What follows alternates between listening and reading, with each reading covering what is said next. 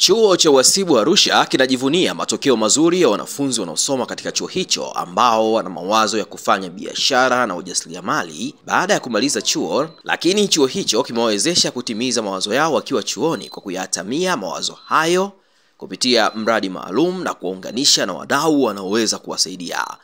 Kupitia Career Day kwa siku ya leo, wanafunzi wabunifu kwenye masuala ya biashara na ujasiriamali wamepata nafasi ya kueleza bunifu zao mbele ya wanafunzi pamoja na wageni waalikwa wenye uwezo wa kuwashika mkono, na wale waliofanya vizuri zaidi wamepatiwa zawadi ikiwemo vyeti pamoja na tuzo ili kuwapa motisha zaidi ya kufanya vizuri.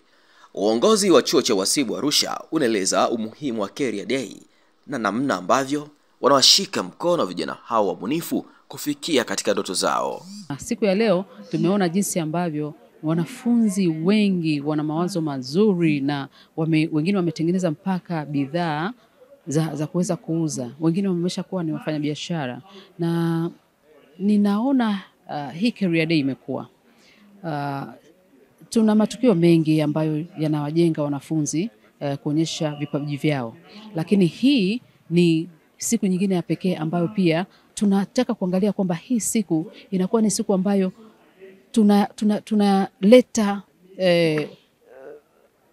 tuseme wadau mbalimbali kutoka sehemu mbalimbali ili waweze kujionea wenyewe jinsi ambavyo wanafunzi wa Chuo cha Uhasibu Arusha wana uwezo wa kutoa ule uelewa wao kutoka kwenye yale wanayofundishwa darasani na kuyaleta katika vitu halisia. Kitu ambacho wanafunzi wanafanya ni chuo. Yaani chochote mwanafunzi anachofanya kizuri ni cha chuo. Kwa hiyo chuo kina mikakati iliyokuwa imeanza ni kuwapa ile technical know-how, kuwapa support kupitia experts, lakini kuwaunganisha pia na wadau ambao wanaweza wakawasaidia wakawanacha vizuri ili wakaweza kukua vizuri.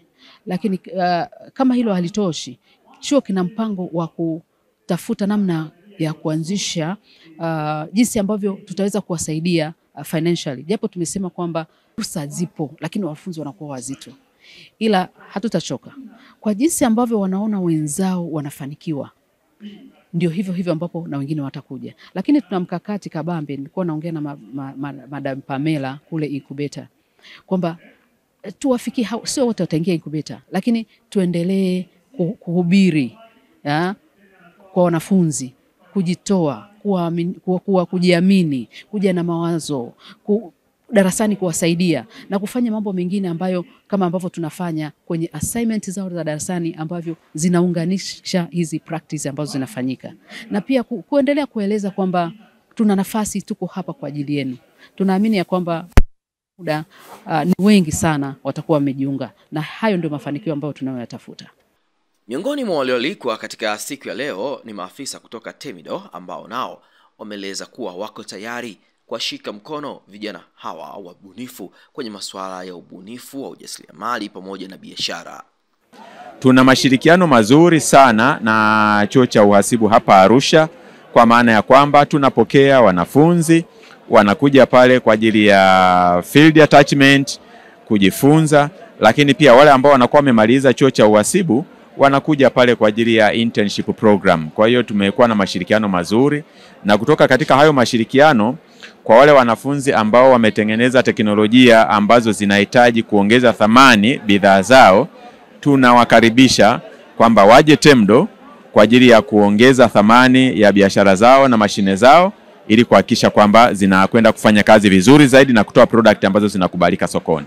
Well, Business Startup Center imenisaidia kwa ukubwa sana.